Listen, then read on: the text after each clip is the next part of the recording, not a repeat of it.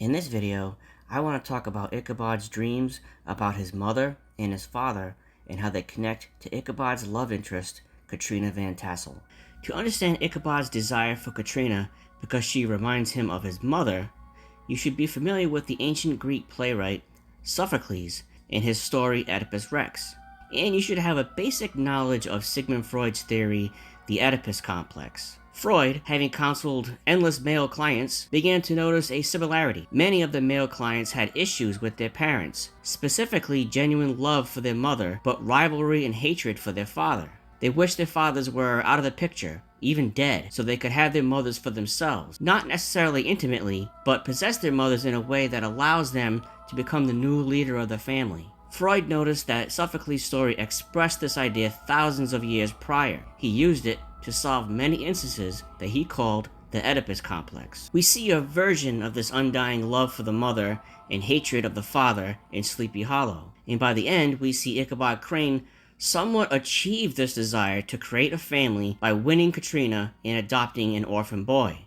Along with Ichabod's dreams, which I'll discuss shortly, it's important to study Katrina Van Tassel, the love interest of Ichabod. The first time we see her, she's blindfolded, engaging in a playful game where she acts as if a witch looking for a kiss, spinning around while a group of people circle her.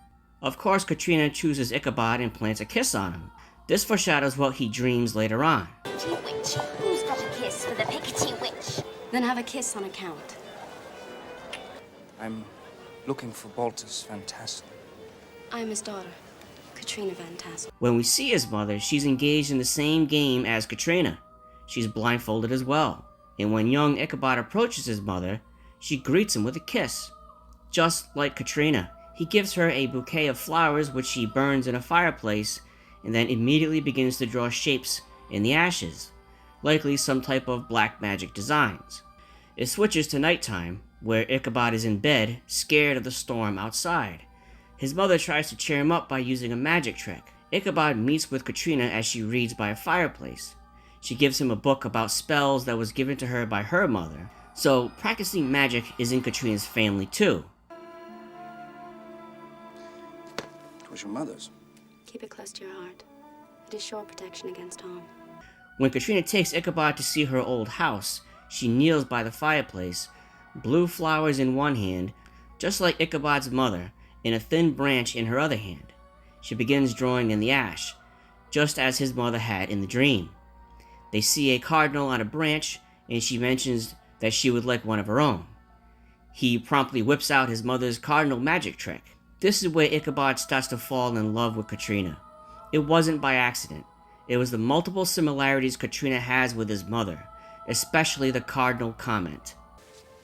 I used to play by this hearth as a child. It was my first drawing school, and my mother was my teacher. A cardinal, my favorite. I'd love to have a tame one, but I wouldn't have the heart to cage him. And now? You can do magic. Teach me. After the horseman kills his next victim, Ichabod has another dream of his mother. Young Ichabod sees his mother dancing in the forest once more as she begins to float away. He then watches as his father forces his mother back to the fireplace where she drew in the ashes. He reprimands her for this, throwing a large Bible in front of her. Ichabod later is wounded by the horseman. Katrina prepares medicine for him, chanting a spell using the leg of a raven for ingredients. This harkens back to when Ichabod and young Masbeth visit a witch in the western woods, and she uses the head of a bat to bring forward a demon. She's even seen handling a dead cardinal. In his final dream, Ichabod sees his father walk down the center aisle of the church after reprimanding his mother. From the back, the father doesn't have a head, just like the horseman. When he investigates, he hears his mother calling for him again.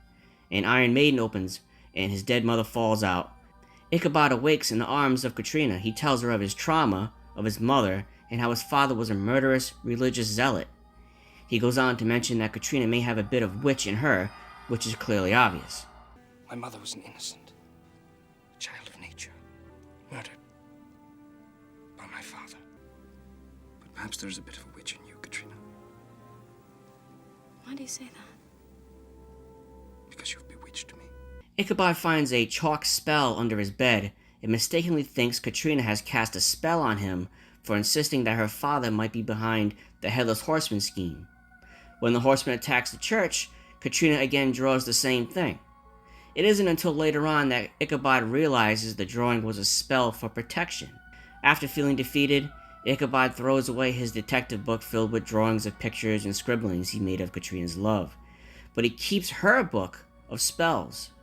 Perhaps he keeps her book because he's reminded of her similarities to his mother. He's becoming more open to magic as a form of coping with the loss of his mother and now Katrina. This is reinforced when he begins playing with the cardinal magic trick again. When the movie rises to its climax, Lady Van Tassel shoots Ichabod, but Katrina's spellbook saves his life.